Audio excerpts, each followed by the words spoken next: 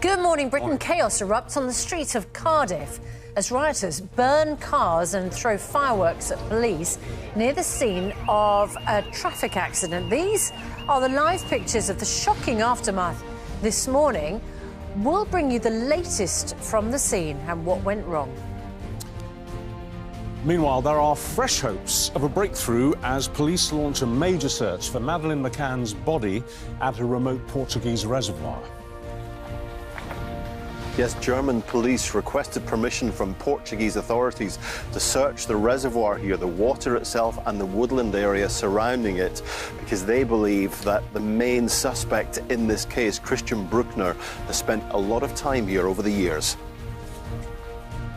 Also this morning, the London Theatre urging white theatregoers to stay away from one of its plays.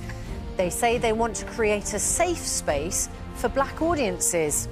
Well, the play's sold out for that night, but a lot of people up in arms about the idea. What do you think? Empowering or divisive? We'll debate that this morning.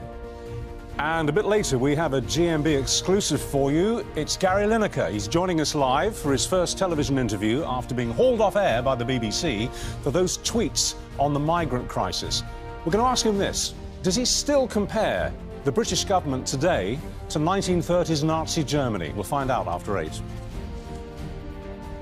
A largely dry day ahead with plenty of sunshine and the outlook is warming up. I'll have all the details of that and more coming up on Good Morning Britain. Tuesday, 23rd of May, 2023. Live from Television Centre in London. This is Good Morning Britain with Susanna Reid and Richard Madeley.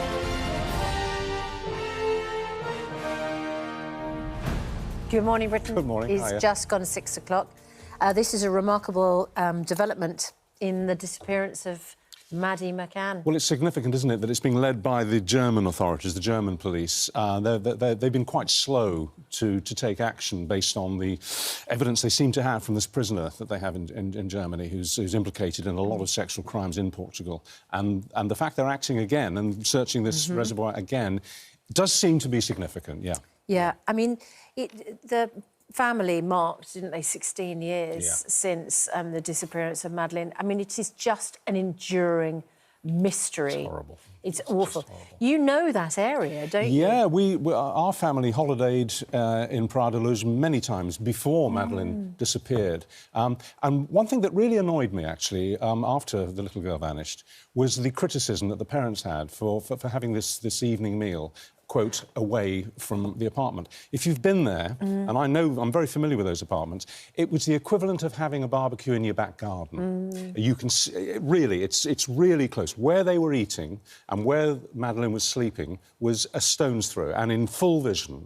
As I say, it was exactly as if you were simply having something to eat in your back garden on a summer's evening. And I thought the criticism that they had to endure was just awful. Well, awful. And wrong. At the time that they are enduring the worst thing that could possibly happen to a family. Imagine going to check on your children. Oh, my goodness, honestly, even now, I can't, 16 years on. It's unthinkable, isn't it? It is unthinkable, although we can all think about what that moment of horror would be when your heart just stops. And I wonder what their feelings are this morning, because they still cling to hope that she's alive, that she was abducted and kidnapped and taken away and grew up somewhere else. You'd have to think that until you had the evidence to the contrary, but at least maybe they'll get some kind of resolution. Well, we will speak to our reporter. As you saw, Nick Dixon, he is at the reservoir, which police are searching. We'll find out what has made them turn back to that search site, what hope they have of finding anything.